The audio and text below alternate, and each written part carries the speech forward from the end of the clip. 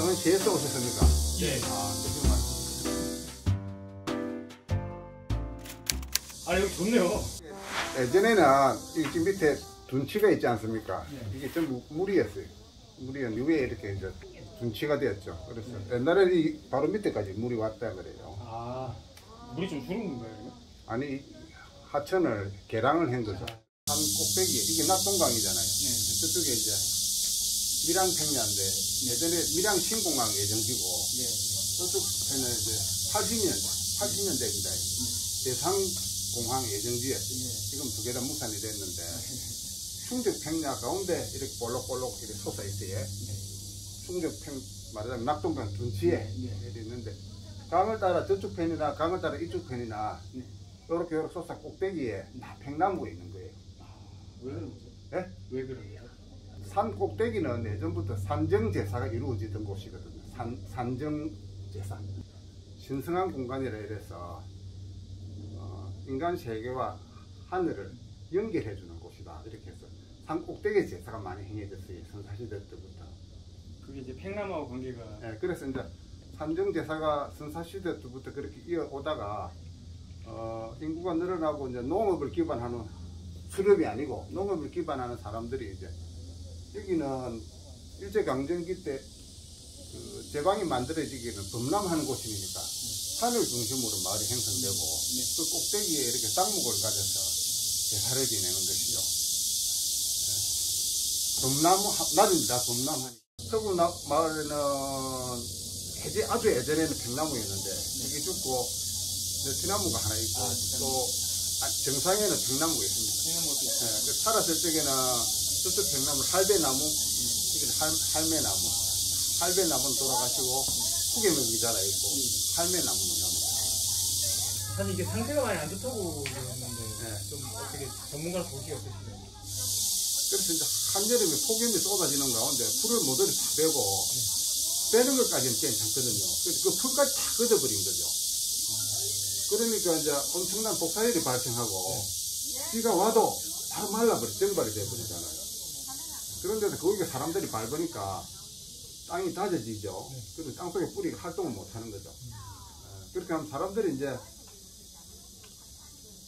제일 이제 모르는 게 어쩌면 모르는 게 상식인데 나무는 뿌리가 두 가지의 현상을 가지고 하나는 수채를 나무 몸을 물리적으로 지탱하기 위한 것. 붉은 뿌리가 지지력으로 확보한 그건 아주 깊게 들어가 있습니다. 굵고 깊은 곳에 뿌리가 있으면 토압이 미치잖아요. 두 번째는 산소가 부족하잖아요. 유기질도 없잖아요. 깊은 땅에 유기질이 없잖아요. 그런 데는 이제 굵은 뿌리만 있고 굵은 뿌리 끝에 잔뿌리, 가는 뿌리라고 하는 새거는 거의 없어요. 있을 필요도 없고 있어도 못 살잖아요. 토압 때문에 또 산소가 없어서, 그죠? 그 다음 유기물이 없어서. 그래서 지탱만 하고 나무가 살아갈 수 있는 물과 양물을 흡수하는 것. 이게 뭐 유기염론 이런 말을 안 쓰겠습니다. 세상말로 쓰겠습니다.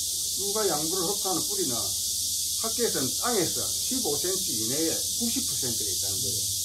지표에서 15cm 이내에 직접 물과 양분을 흡수하는 색은 가는 뿌리 또는 짠뿌리를 번지면 이게 90%가 있다는 거죠. 나중에 보여드리겠습니다. 15cm 위에 많은 사람들이 밟으니까 따밥이 되잖아요. 밟아서 미룬단 말이에요. 그러면 땅이 딱딱해지고 땅속 흙덩어리 사이에 있는 물방울이 아니고 습도입니다. 토양 습도. 그 다음에 공기, 산소가 없어진잖아요. 그러니까 이제 급격하게 이게 대체로 21일 정도까지 이제 마을 사람들이 비고 24일인가 25일인가 이제 시에서 뱉더라고요. 우리가 저 선생하고 뭘 뱉다는 게 요 주변에 있는 풀이랑 잡목을 다 뱉다는 거예요. 잡목은 큰 나무가 있으면 그 주변에 다른 나무가 있으면 그 다른 나무의 뿌리가 이 큰 나무의 뿌리가 근근 경쟁을 벌이는 거예요. 그러니까 이제 큰 나무 주변에는 나무는 없는 게 좋고 풀은 있는 게 좋고 좋은 정도가 엄청 좋잖아요. 왜냐하면 나무 뿌리는 수분 경쟁, 영양분 경쟁을 하니까. 그래서 이제 우리가 저 친구하고 25일날 7월 25일날 왔는데 괜찮았어요. 27일날 MBC하고 7분짜리 방송을 제작했거든요. 지난주 수요일날 방송됐는데 17일날 오니까 낙엽이 지더라고요. 지금 저 노란 게 낙엽인 거죠? 지금 많이 떨어졌어요. 보면 엄청 쌓여서. 그러고 8월 초순부터 여기도 그래요. 네. 8월 초순부터 저렇게 생기죠. 8월 초순이면 저렇게 생각 안 되는 시기잖아요. 여기는 7월 27일부터 네. 7월 27일부터 이렇게 졌고 거의 매일 오셨나 보네요. 네, 3일 간격으로 왔어요. 그 다음에 여기는 8월 4일부터 저렇게 왔어요. 저렇게. 7월 27일에 이 나무가 저렇게 됐다는 거죠. 잎이 몇 프로 정도나 떨어져요? 한 10% 10% 떨어져요. 떨어진 거예요.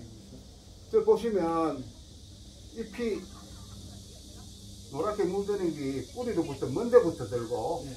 그 다음에 그 잎 색깔이 밝은 노랑이잖아요. 네. 그죠? 그런데 벌레들은 땅하고 가까운 데 생기고 잎을 밝게 물들여서 떨어뜨리지 않거든요. 그러면 수분이 부족해서 잎이 지는 거는 노랗게 물들고 뿌리에서 가장 먼 데부터 발생한다. 해충 폐열에 인한 낙엽 지는 것은 땅에서 가까이 있는 잎들하고 물드는 것도 어둡고 갈색은 어둡게 불규칙하게 떨어져요. 불규칙하게 잎이 낙엽이 돼요. 이렇게 떨어진 걸 보면 밝은 노랑으로 떨어지면 물이 없어 떨어질 것이고 어둡고 동그랗게 말리고 불규칙하게 무늬가 생겨 떨어진 거는 해충 폐 이렇게 보시면 돼요. 지금 이렇게 비가 와도 사실은 이제 흡수를 못 할 수도 있는 거잖아요. 네, 비가 와도 안에 공간이 없으면 못 들어가요. 공급이 없어서 틈이 없어서 흡수를 못하고 또 빨리 증발됩니다. 그죠? 맨 땅에 떨어지기. 제가 또 궁금한 게 이게 어떤 창원시면은 창원시의 그 뭐 구의 공무원들이 기본적으로 페이퍼를 할 거잖아요. 네. 그분들이 사실 좀 전문성이 없다는 얘기도 많더라고요. 전문성이 없는 거는 기본인데 그걸 나무랄 수가 없잖아요. 그 사람들이 전문가가 아닌데 문제는 하늘을 보고 춤을 뱉어야 되는 건 모르겠어요. 문제는 그 사람들이 마이크를 어디다 갖다 대는 거 하면 문화재위원, 교수, 수목치료 기술자, 나무병원 이런 사람들 마이크를 갖다 댑니다.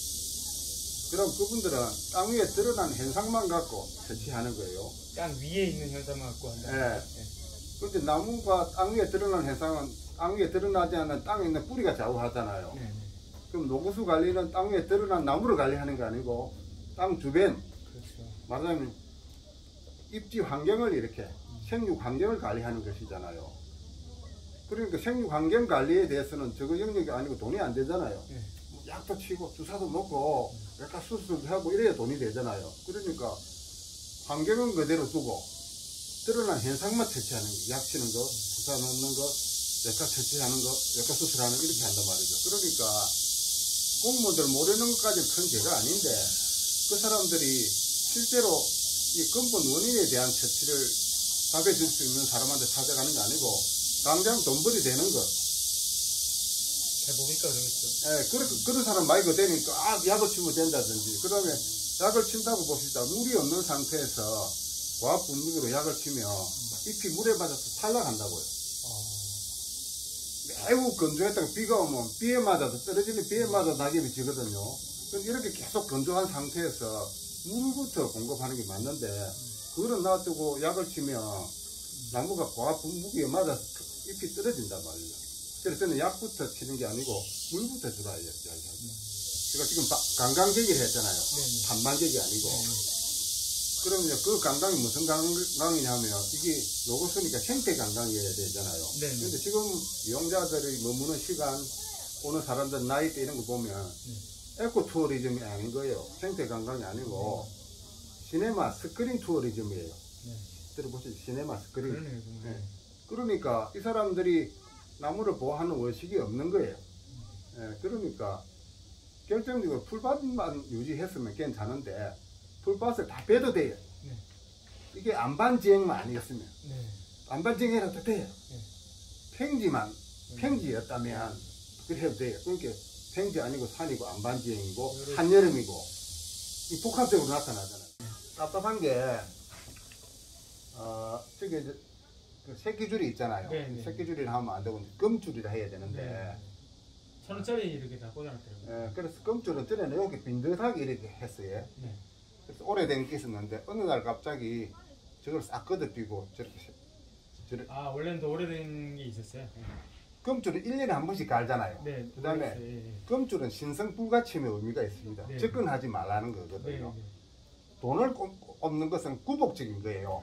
아, 그죠? 네. 그 금줄에다 돈 꼽는 경우는 없고 숯을 꽂거나 지방에 따라 좀 다른데 대나무 가지를 꽂거나 솔 가지를 꽂거나 네. 아니면 새끼만 걸어놓고 밑에 향토를 놓거나 그 네 개 중에 하나를 했어요. 여기는 대나무를 꽂았어요. 원래는. 예, 그래 고유 양식을 훼손했잖아요. 그렇네요. 예, 그러고 새롭게 이렇게 만들어 놨으니까 오래됐다는 느낌이 없잖아요. 예, 그래서 저것도 틀린 거죠. 그래서